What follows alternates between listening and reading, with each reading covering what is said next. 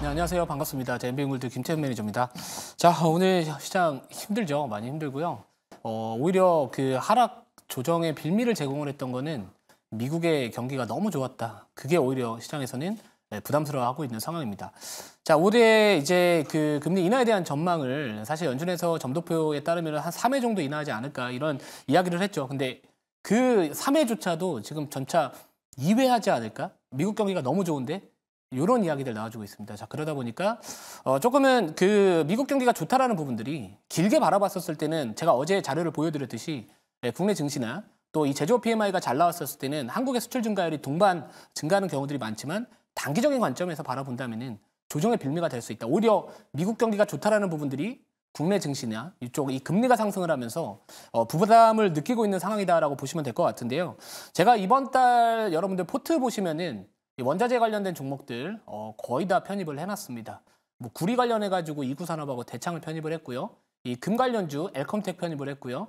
자, 그리고 어제는 오일 테마죠. 석유 테마 그 흥구석유를 또 편입을 해가지고 상한가를 갔습니다. 자, 근데 제가 좀 아쉬웠던 부분들이 뭐냐면은 방금 이지연 아나운서님 이제 말씀하셨던 게 목표가 조금 높게 잡았으면 좋겠다. 이렇게 그러니까 좋았을 텐데 이렇게 말씀하셨는데 계산을 좀 제가 착각을 했던 것 같아요. 한 20% 정도 수익인 줄 알고 방송 중에 좀 계산을 했던 부분들에 대한 좀 착오가 있었다. 자, 하지만 최고가 기준에서는 35%의 또 하루 만에 수익을 좀 보여드릴 수 있어가지고 시장이 좀 어려움에도 불구하고 상당히 기분은 좋았다. 이거는 감출 수 없다. 이렇게 생각을 하고 있는데 뭐 결국에 이제 시장의 방향성에 대해서 고민을 많이 해야 될 것 같습니다. 그 부분에 대해서는 제가 오늘 종목을 편입을 하고 나서 추후에 발생할 수 있는 시장의 방향성과 또 대응 전략에 대해서 말씀을 드릴 테니까 우선 리뷰부터 진행을 하도록 하겠습니다.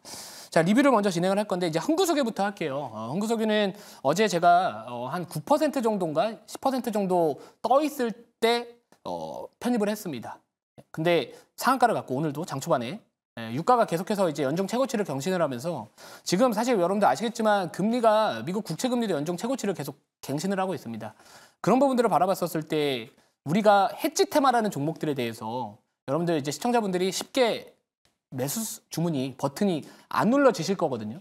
근데 그 이유는 명확합니다. 반도체 다 좋다라고 하고 있고 로봇 좋다라고 있고 올해 금리 인하 한다라는 그 과정에 대해서 기대감이 워낙 있기 때문에 성장주나 기술주에 대한 관심은 그 어느 때보다 높다. 이렇게 볼 수 있겠지만 단기적인 관점에서 월별 수익률이나 미국의 대선 시즌에 대한 부분들 감안을 했었을 때는 4월 증시는 전반적으로 보합권에서 나올 가능성이 있고요. 실제로 3월달 같은 경우에는 지수 흐름이 나쁘지 않았기 때문에 4월 쉬어가고 그리고 5월달은 저는 세린메이 조심하자 이렇게 생각을 하고 있기 때문에 그런 부분들과 관련했었을 때는 제가 지금 방망이도 좀 짧게 잡고 있고요. 그리고 원자재 관련된 종목들이나 어닝 시즌 앞두고 자 여러분들 아시겠지만 제가 지난주에 편입을 했던 종목들이 미용 쪽이나 화장품 쪽이었습니다. 이번 달 아쉽게 포트가 리셋되는지를 사실 제가 이해를 좀 잘못하고 있어가지고 그중에 딱 하나만 골랐던 게 사실 VT였거든요. VT도 지금 오늘 시장의 어려움에도 불구하고 실적에 대한 기대감 이런 것들로 올라가고 있고요. 제일 아쉬웠던 거는 글로벌 텍스프리입니다.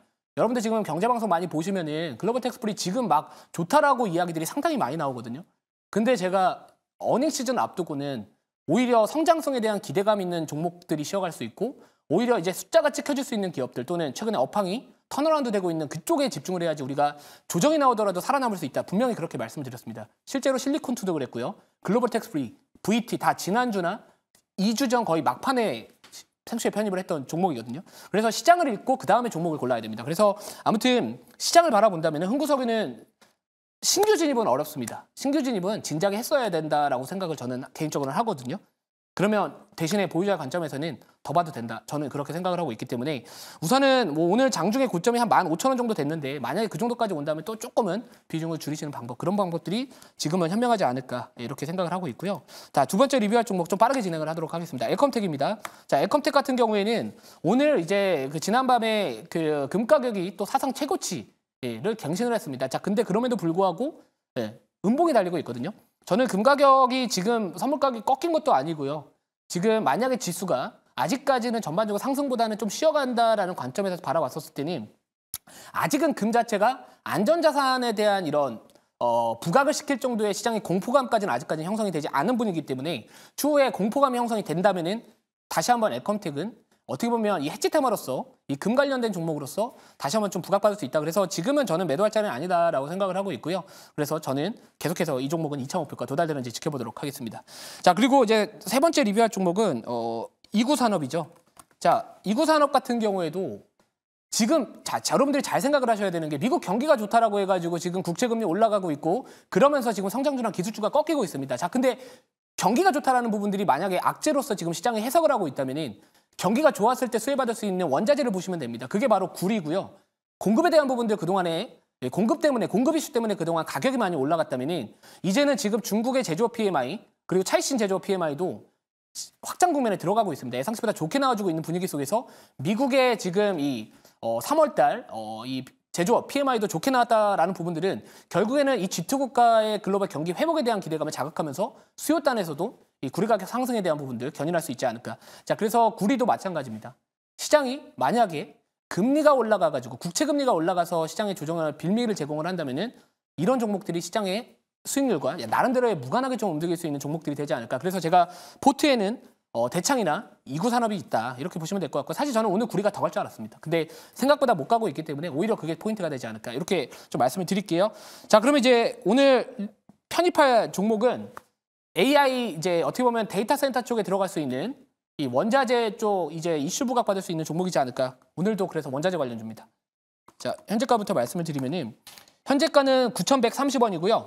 종목명은 대성에너지입니다. 뭐 대성에너지 하면은 여러분들 뭐 아시겠지만 천연가스 테마라고 보시면 될 것 같은데 사실 천연가스 가격은 여러분들 아시겠지만 선물 가격은 그렇게 올라오지 않았습니다. 그리고 여러 기사들을 보시면은 이 천연가스 쪽 관련해 가지고는 약간 공급 과잉 이슈가 좀 있거든요. 근데 중요한 건 어차피 우리나라 주식시장은 되게 특이합니다.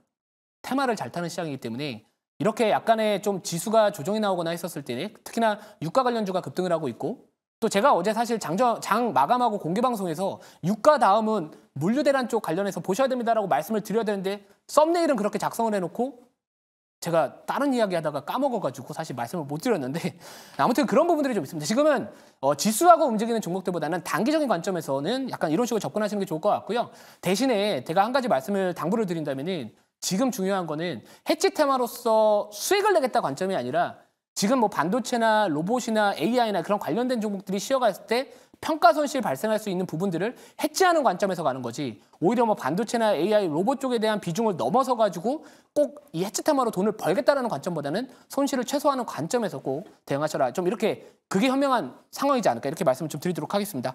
자, 그러면 이제 자료 보고요. 예, 추가적인 가격 전략 이따가 또 질문 받아보고 말씀을 드릴게요. 결국에는 뭐 아까도 말씀드렸지만 요즘 시장이 부담을 느끼는 부분들은 국채 금리가 연중 최고치를 경신을 하고 있고요. 원자재 가격이라는 어떻게 보면 유가가 올라가고 있고요. 구리 가격 올라가고 있고요.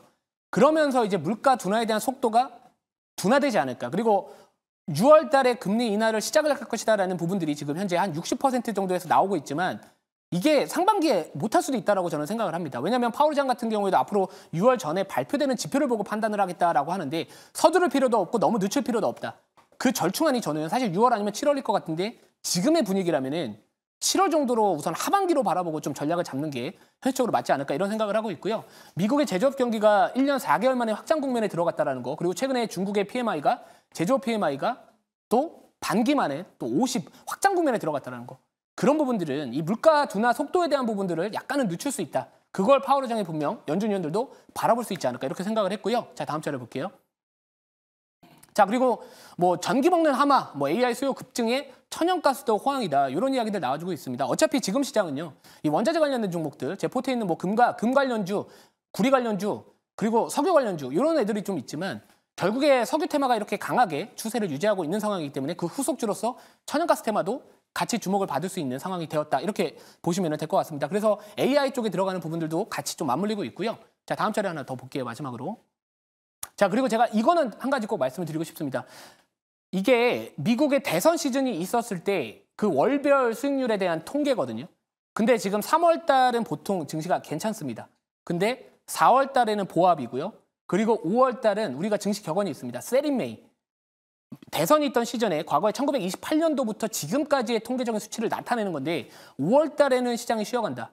자, 그러면 5월 달에 시장이 쉬어간다라고 했었을 때 우리가 어느 정도의 약간의 분산 투자에 대한 이 해지성 테마에 대한 관심을 당연히 가져야 된다고 생각을 하고 있고 오히려 우리가 반도체나 이 성장성에 대한 기대감 오히려 5월 달 세리메이 나왔을 때 오히려 저가 매수 기회로 삼으시는 게 그때가 더 맞다 이렇게 말씀을 드리고요. 대신에 6월 달, 7월 달, 8월 달은 계속해서 3개월 내내 올라갔던 통계들이 있기 때문에 5월 달만 잘 이겨내고 전략만 잘 짜 나간다면은 올해 분명히 연말까지는 증시, 분명히 따뜻한 증시가 되지 않을까 이렇게 말씀을 드리도록 하겠습니다.